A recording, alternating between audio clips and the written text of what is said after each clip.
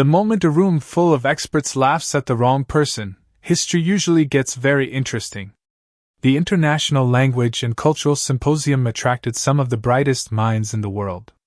Professors, researchers, translators, diplomats, and scholars filled the enormous convention center in Boston.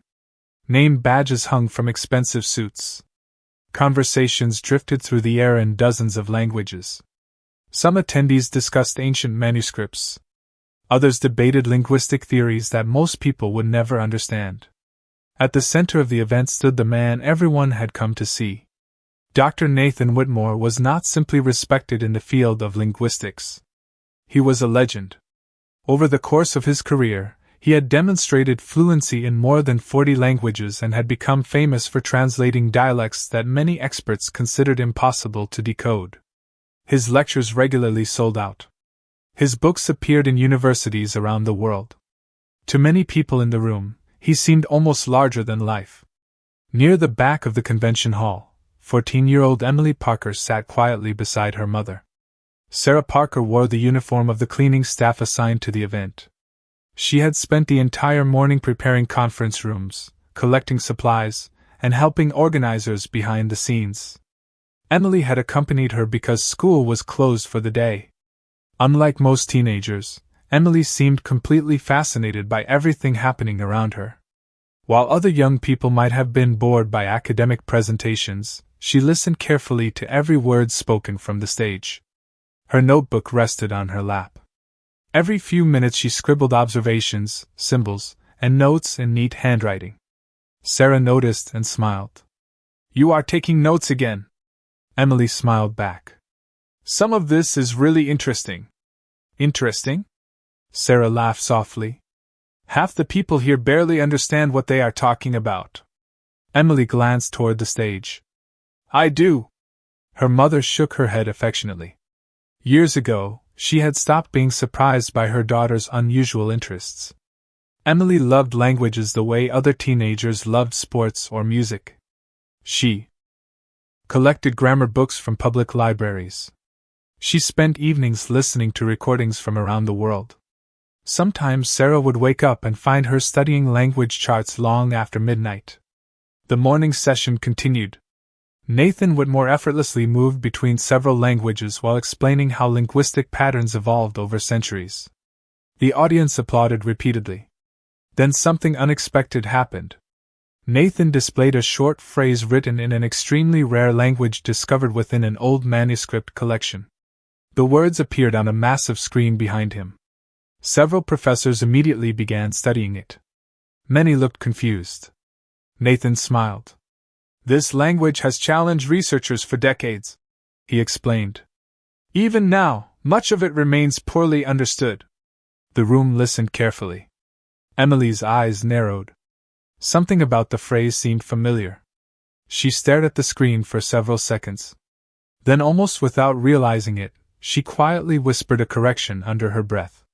"That translation is incomplete." Sarah turned toward her. "What?" Emily blinked.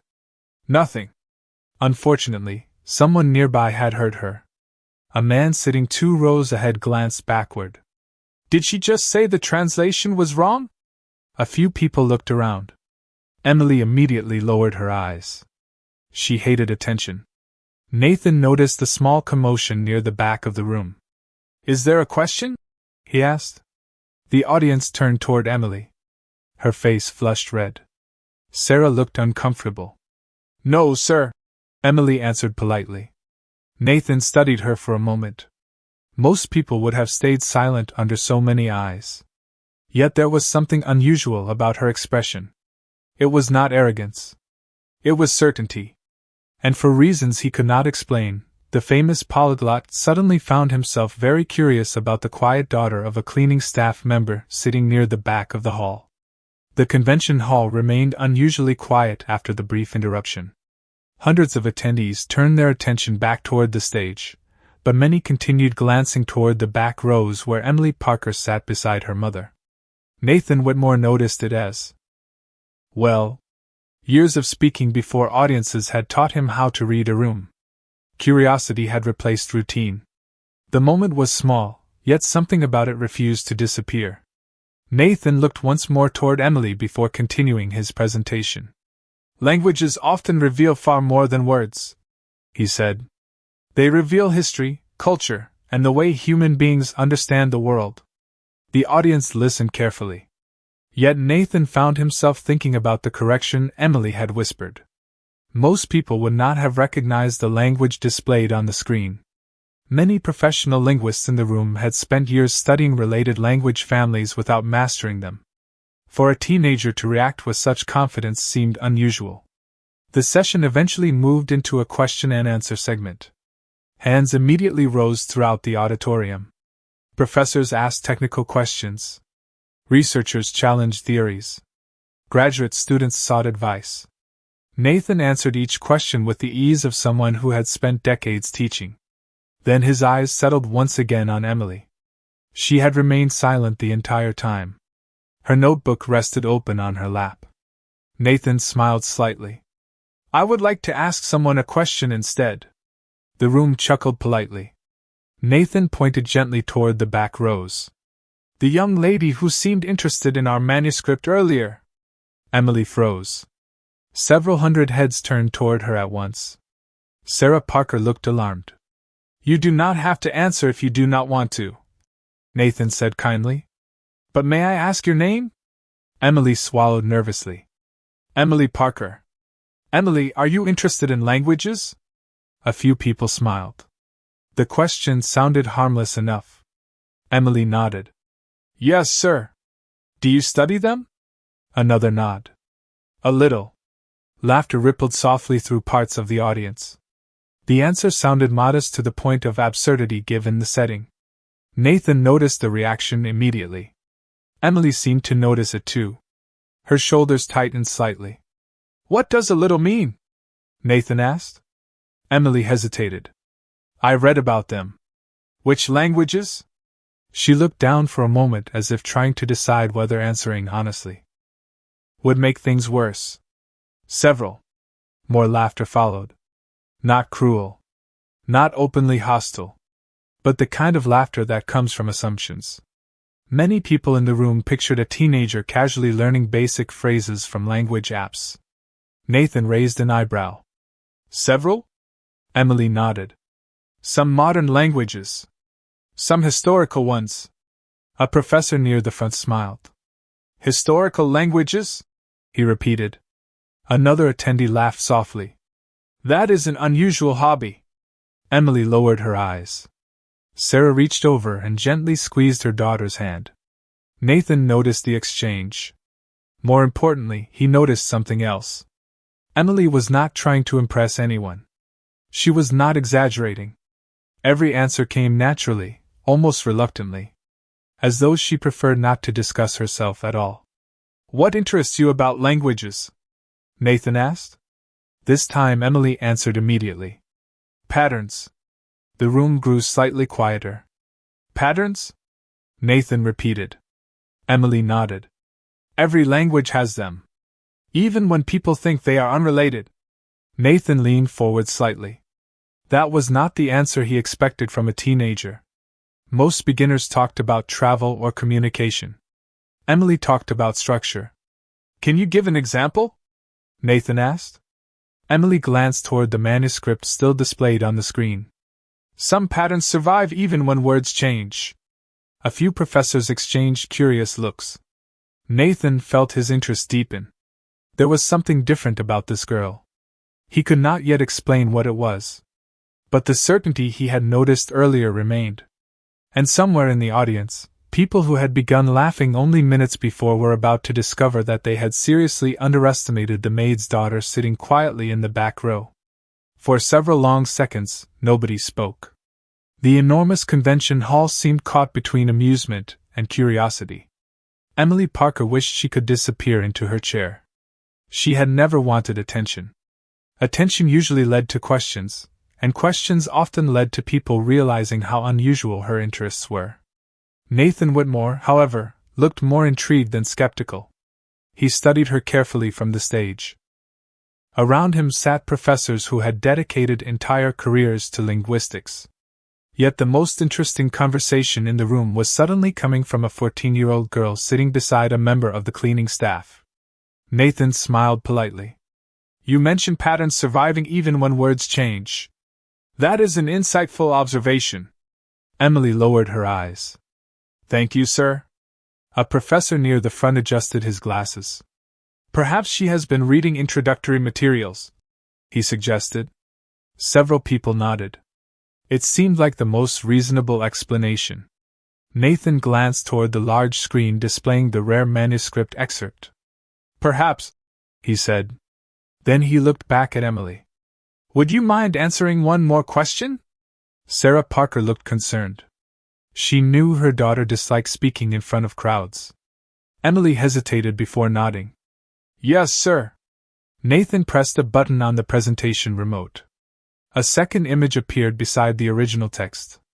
This is another fragment from the same language family. Very few people outside specialized research circles have ever seen it. Quiet interest spread through the audience. Even experienced scholars leaned forward slightly. Nathan continued. Have you encountered anything similar before? Most people expected Emily to shake her head. Instead, she studied the image carefully. Her expression changed.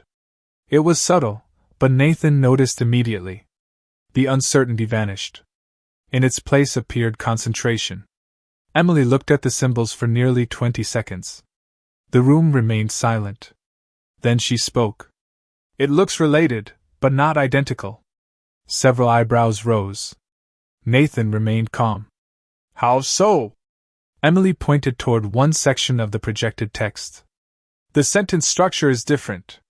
The symbols appear similar, but the grammatical markers shifted.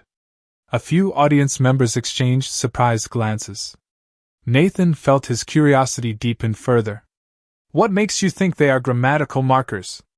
Emily seemed embarrassed by the attention. Because they repeat in predictable positions.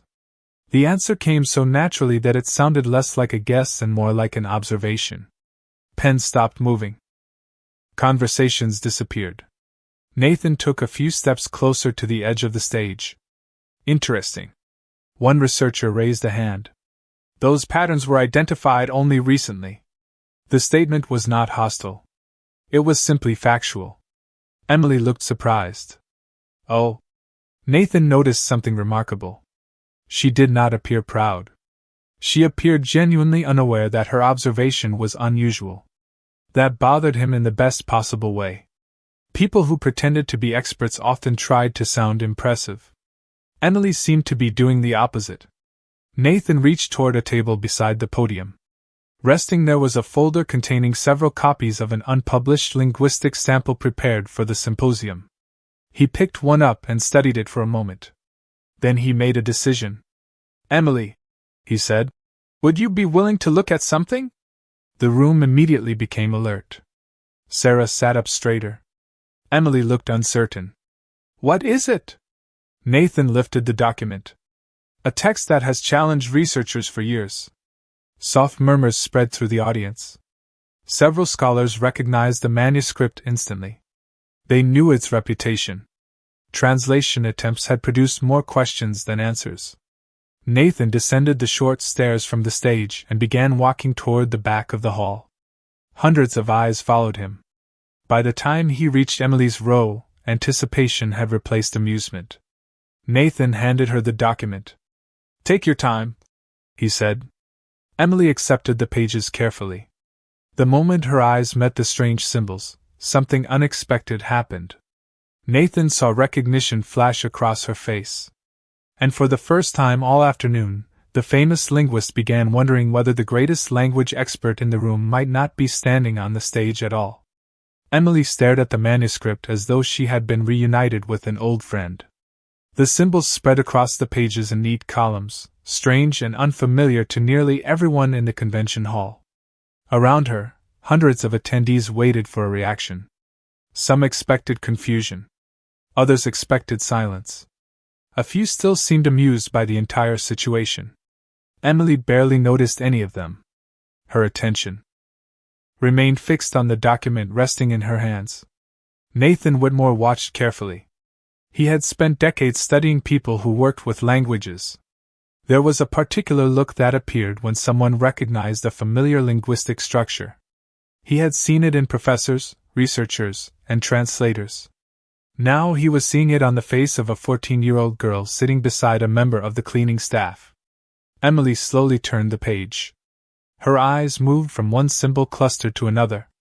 Every few seconds she paused as though mentally comparing patterns. The convention hall remained remarkably quiet. Even the people who had laughed earlier seemed uncertain now. Nathan finally spoke. "Have you seen this language before?" Emily hesitated. "Not exactly." Several audience members visibly relaxed. The answer sounded normal. Then she continued. "But I have seen something related." The room grew still again. Nathan folded his arms thoughtfully. "Related how?" Emily looked down at the manuscript. "The grammatical framework feels familiar." A professor near the front frowned. "Feels familiar?" The wording sounded unusual. Emily nodded. "The symbols are different, but the structure is similar to other extinct language groups." Murmurs spread across the hall. Nathan said nothing. Instead, he found himself studying Emily more closely. Something about her reasoning reminded him of a conversation he had encountered years earlier. He could not remember where. Yet the sensation lingered. Emily turned another page. Sarah Parker sat beside her daughter, completely bewildered. She knew Emily loved languages. She knew her daughter spent countless hours reading library books. But she had never heard her discuss linguistic structures in front of international scholars. Nathan stepped closer. "How long have you studied languages?" Emily looked uncomfortable. "A few years." More murmurs followed. "A few years?" someone repeated quietly. Nathan noticed that Emily seemed genuinely unaware of how extraordinary her answers sounded. Most people in her position would have tried to impress the audience. She appeared to be doing everything possible to avoid attention. That alone made him trust her more. Then something unexpected happened. Emily stopped turning pages. Her eyes settled on a particular section near the middle of the manuscript. She read it twice. Then a third time. A strange expression crossed her face. Nathan noticed immediately. "What is it?" Emily looked up. "This section seems familiar." Nathan raised an eyebrow. "Familiar?" Emily nodded slowly. "Not the words. The organizational pattern." Pens stopped moving throughout the audience. Several researchers exchanged curious glances. Nathan felt the same strange sensation again. Familiar. The word echoed in his mind. Suddenly a memory surfaced. Several months earlier he had reviewed anonymous linguistic notes submitted through an online academic forum. The analysis had been unusually sophisticated. The writer had identified structural relationships that even experienced scholars had overlooked. Nathan remembered being impressed. More importantly, he remembered a specific phrase used repeatedly throughout those notes. Organizational pattern. His eyes widened slightly. It was an uncommon expression among linguists. He looked at Emily again. Could it possibly be the same person? The idea sounded absurd. Yet the feeling refused to disappear. Emily remained focused on the manuscript, unaware of the realization beginning to form in Nathan's mind. Around them, the audience waited for answers. But Nathan had stopped thinking about the manuscript alone. For the first time that afternoon, he began wondering whether he had encountered Emily Parker long before meeting her in person. And if that suspicion proved true, the quiet girl sitting in the back row might be hiding a secret far more remarkable than anyone in the convention hall could imagine. Nathan Whitmore could not stop thinking about the anonymous researcher. Years of experience had trained him to recognize patterns, and the similarities felt impossible to ignore.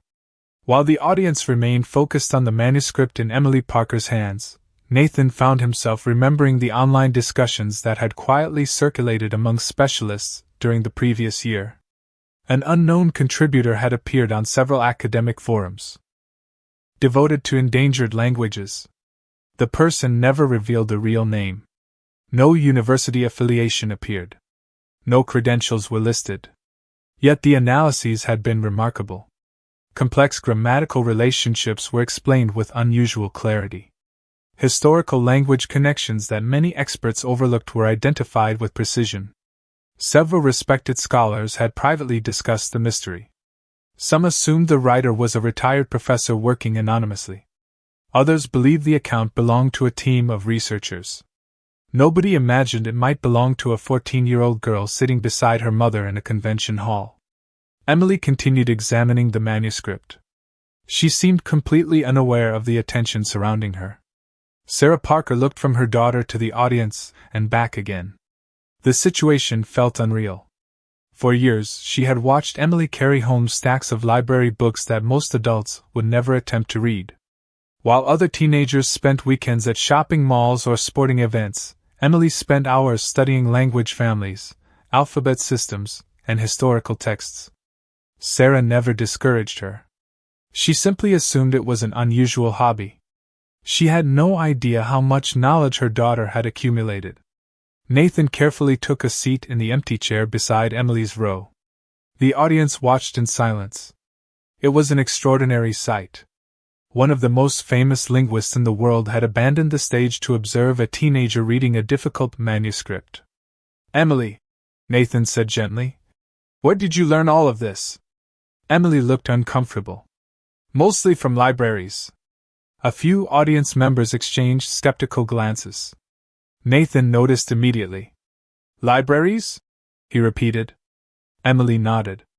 "The public library near our apartment. They can borrow books from other locations." "And that was enough?" Emily shrugged modestly.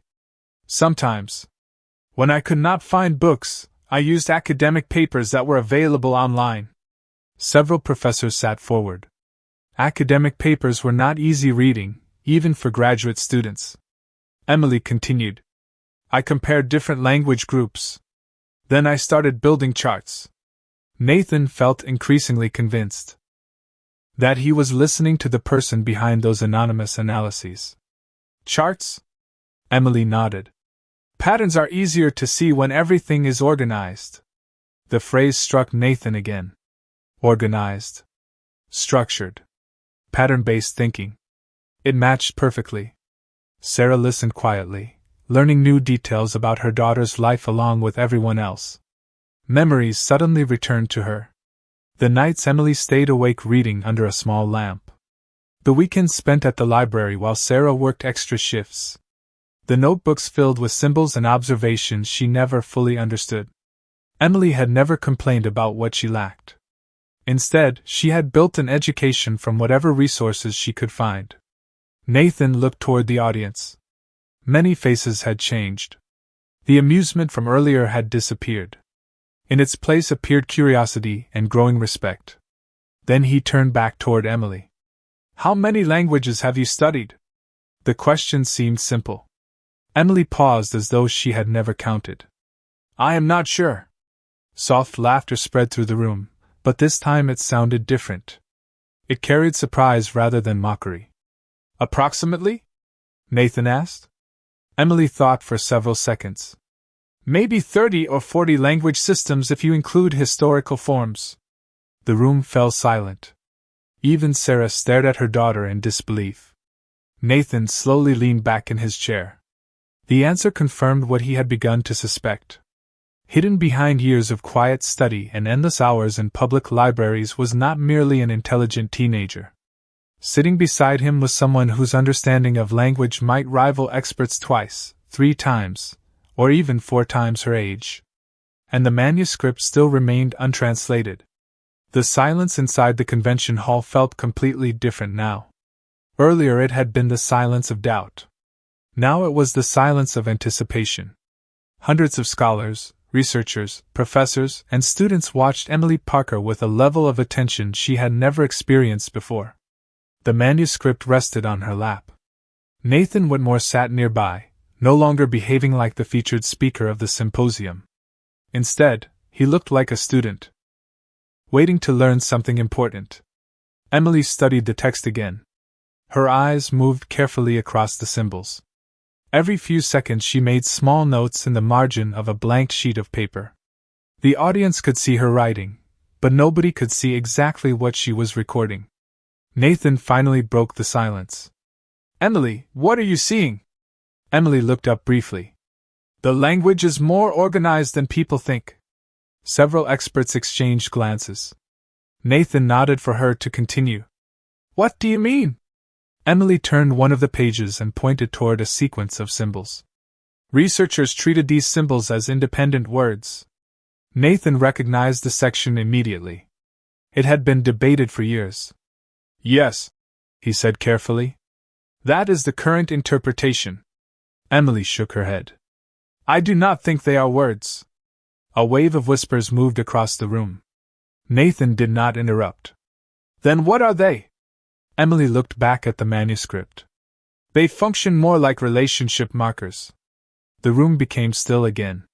One professor near the front leaned forward so quickly that his chair made a soft scraping sound.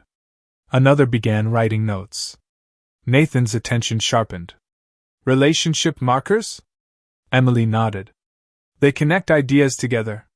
The pattern repeats too consistently to be vocabulary." She pointed toward 3 different passages. "Here, here, and here."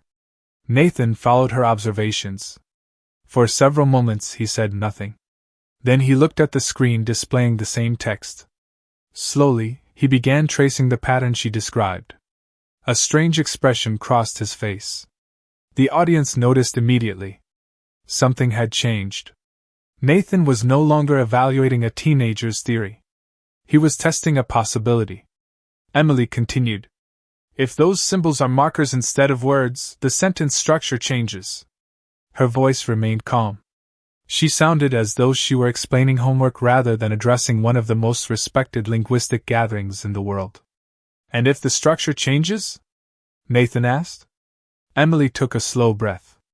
"Then the translation changes too." The room seemed to stop moving. Even the people standing near the exits remained frozen. Nathan looked back at the manuscript. He could already see the implications. Entire sections previously considered fragmented suddenly appeared more coherent. Connections that researchers had struggled to explain began fitting together naturally. Sarah Parker watched from beside her daughter, completely overwhelmed. She understood almost none of the technical discussion. Yet she could read faces. And every face in the hall now carried the same expression. Respect. Emily lowered her eyes again and continued examining the text. The language was not describing events. Nathan looked up immediately. "What was it describing?" Emily paused. "Relationships between events." Another wave of silence spread across the audience. Nathan felt something he had not experienced in years. Genuine astonishment. Not because someone disagreed with established research. That happened often. Astonishment because the logic was elegant. Simple. Difficult to dismiss. The kind of insight experts frequently missed because they were searching for something more complicated. Pens began moving rapidly throughout the room. Scholars who had once viewed Emily as an amusing interruption were now recording every word she said. Nathan slowly smiled. The translation had not even begun yet. Emily had merely started identifying the framework beneath the language. Yet already the atmosphere of the entire symposium had changed. The laughter from earlier felt like a distant memory. In its place stood a growing realization spreading from row to row. The quiet daughter of a cleaning staff member was not guessing. She was decoding. And with every observation she shared, the audience moved one step closer to discovering just how extraordinary her hidden gift truly was. The atmosphere inside the convention hall had become almost unrecognizable.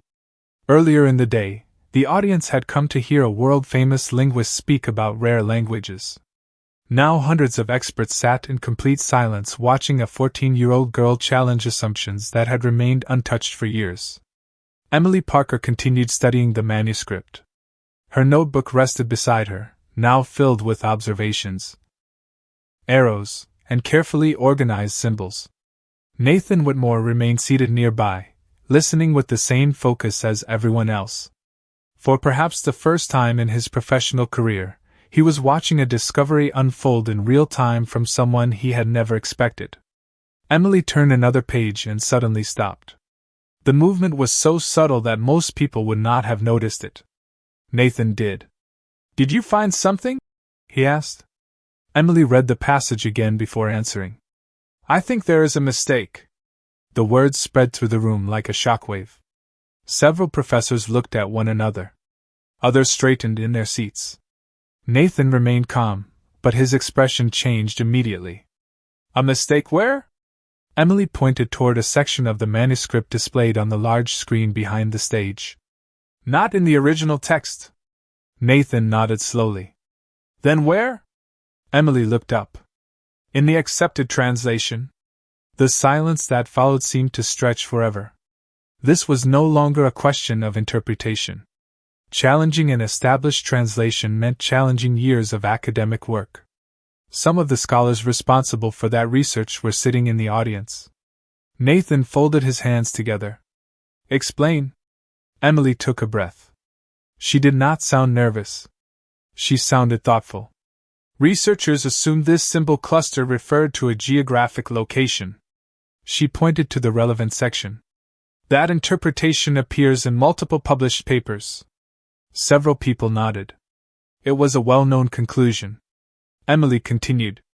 "But if the relationship markers function the way they appear throughout the rest of the manuscript, this section cannot describe a place." Nathan looked toward the screen. "Why not?" Emily pointed to another sequence. "Because the grammatical relationship is wrong." Pens immediately began moving. Scholars started taking notes again. Emily carefully explained her reasoning. One symbol linked the phrase to a preceding concept. Another modified the relationship between two ideas.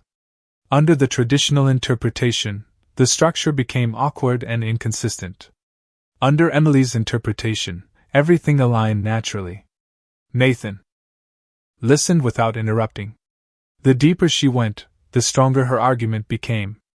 Then Emily reached a conclusion that caused several experts to stop writing altogether. "It was never describing where something happened," she said quietly. "It was describing why it happened." A professor in the second row slowly removed his glasses. Another leaned back in disbelief. Nathan looked toward the manuscript again. His mind moved rapidly through years of research. One by one, pieces began fitting together. References that scholars had considered confusing suddenly made sense. Contradictions that had frustrated researchers for decades appeared to disappear. Emily was not merely offering an alternative translation. She was revealing a flaw hidden inside the foundation of the accepted interpretation. Nathan stood and walked slowly back toward the stage. The audience followed him with their eyes. He enlarged the relevant section on the giant screen and carefully reviewed Emily's explanation point by point. Nobody spoke. Nobody moved. The only sounds came from pages turning and occasional notes being written. Several minutes passed. Then Nathan stopped. He stared at the screen. A faint smile appeared on his face. Not the smile of someone proving another person wrong. The smile of someone witnessing an important truth. He turned toward Emily. "How long did it take you to notice this?" Emily looked surprised by the question. "About 5 minutes." A wave of stunned laughter spread through the room. Not mocking laughter. Astonished laughter. Nathan shook his head slowly. Around the hall, expressions of disbelief mixed with growing admiration. The audience had arrived expecting to watch expertise. Instead, they were watching history. And deep down, Nathan already knew something remarkable. Emily Parker was right. The only question that remained was how the rest of the academic world would react when they realized that the maid's daughter had discovered what generations of experts had missed. Nobody in the convention hall seemed interested in leaving anymore. The schedule had already fallen behind. Lunch sessions were delayed. Organizers quietly exchanged concerned glances. Near the exits. Yet not a single person complained. Hundreds of attendees remained completely focused on what was unfolding before them. The symposium had transformed into something far more compelling than any scheduled presentation. Nathan Whitmore stood beside the massive screen displaying the manuscript, while Emily Parker sat near the front row with her notes spread across her lap. The atmosphere felt electric. Not because people were waiting for a dramatic announcement. They were waiting for confirmation. Nathan carefully reviewed every element of Emily's argument. He enlarged passages on the screen. He compared them to previous translations. He referenced linguistic databases available through the conference network. Several respected researchers joined the process. What began as a simple verification gradually became something else. One by one, experts who had entered the discussion expecting to challenge Emily instead found themselves agreeing with her observations. The evidence continued to accumulate. A professor specializing in extinct language systems raised his hand. The relationship marker interpretation resolves an inconsistency we have been debating for years. Another scholar nodded. It also explains the parallel structures in the secondary manuscript collection. Pens moved rapidly throughout the hall. Laptops opened. Notes filled pages. Sarah Parker watched the entire scene in stunned silence. Every few minutes she looked at her daughter, and then back toward the stage as though trying to convince herself this was actually happening. Nathan continued analyzing the text. The deeper he examined Emily's interpretation, the stronger it became. Eventually he reached the section containing the disputed translation.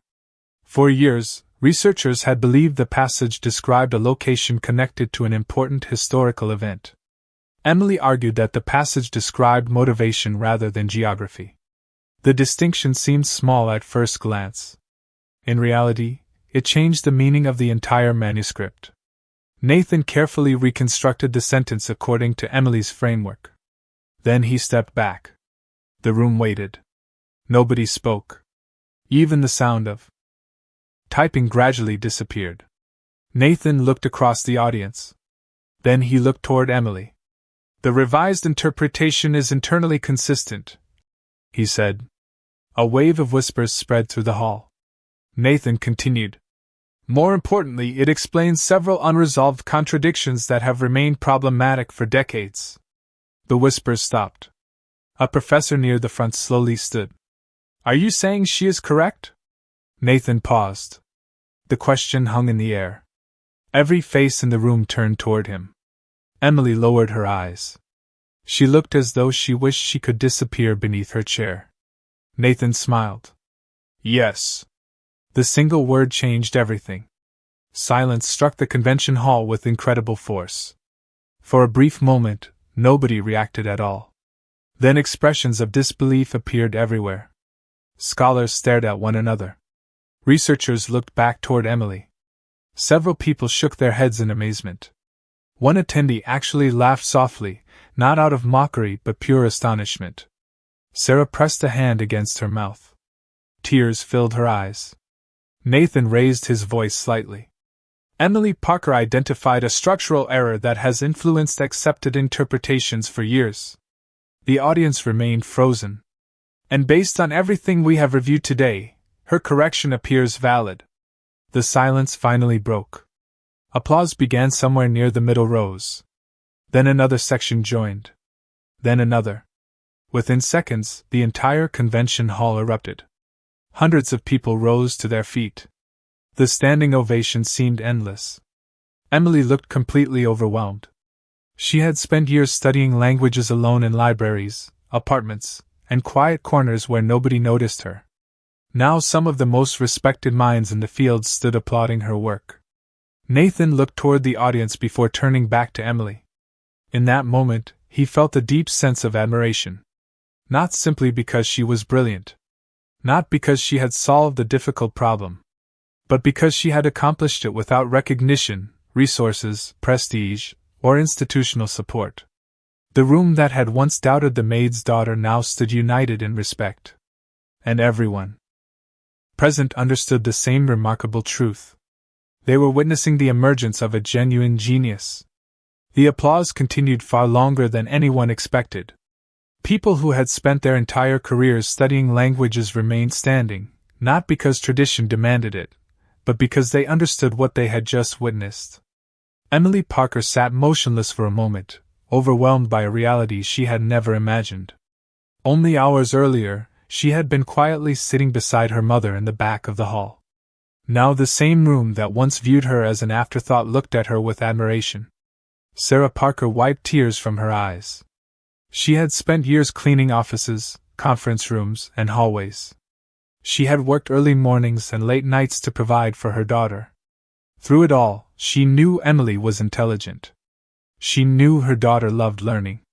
What she never fully understood was the extraordinary depth of that gift.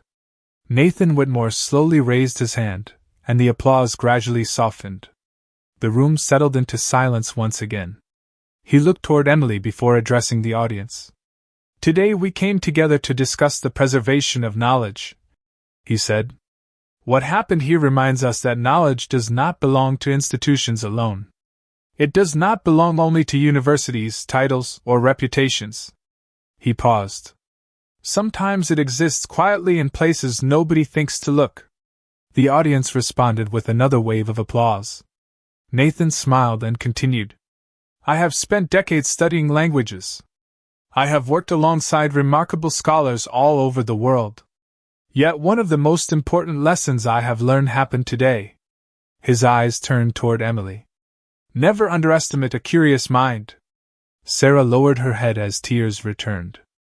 Emily looked embarrassed by the attention, which only made the audience admire her more. Nathan then reached into his briefcase and removed a folder. Several people in the front rows exchanged curious glances. "Emily," he said, "there is something I would like to ask you." Emily stood slowly. "Yes, sir?" Nathan smiled warmly. "Would you be willing to continue this research with us?" A murmur swept across the hall. Nathan opened the folder. "The Whitmore Institute sponsors advanced linguistic studies, mentorship programs, and academic fellowships. I would like to personally invite you to participate." The audience erupted again. Sarah looked stunned. Emily blinked several times as though she had misheard him. Nathan continued. "You have already contributed something meaningful to this field. You deserve access to every educational opportunity available." Emily looked toward her mother. Sarah nodded through tears. For a moment, neither of them could speak. Years of sacrifice, uncertainty, and quiet perseverance suddenly seemed to converge into a single unforgettable moment. Finally, Emily managed a small smile. "I would be honored." The room answered with another standing ovation. Nathan shook her hand, but everyone present understood that this was more than a professional invitation. It was recognition. Recognition that talent can emerge anywhere. Recognition that brilliance is not determined by wealth. Recognition that a young girl who spent countless hours studying borrowed books in public libraries had earned her place among respected scholars. As the event concluded, attendees formed lines simply to speak with Emily. Professors asked questions. Researchers congratulated her. Students requested advice. The people who had laughed earlier now looked humbled. Yet Emily treated everyone with the same quiet kindness she had shown throughout the day. Later, as she and her mother prepared to leave the convention center, Sarah wrapped an arm around her daughter's shoulders. The evening sunlight poured through the glass entrance, casting golden reflections across the floor. "I am proud of you," Sarah whispered. Emily smiled. "Everything I learned started because you gave me the chance to keep learning." Together they stepped outside into the fading light. Behind them, the symposium would be remembered for years. Not because of a famous lecture. Not because of a celebrated expert. But because a maid's daughter reminded an entire room of scholars that genius can be hidden behind the simplest circumstances, waiting for someone willing to see it. And on that day, the world finally did.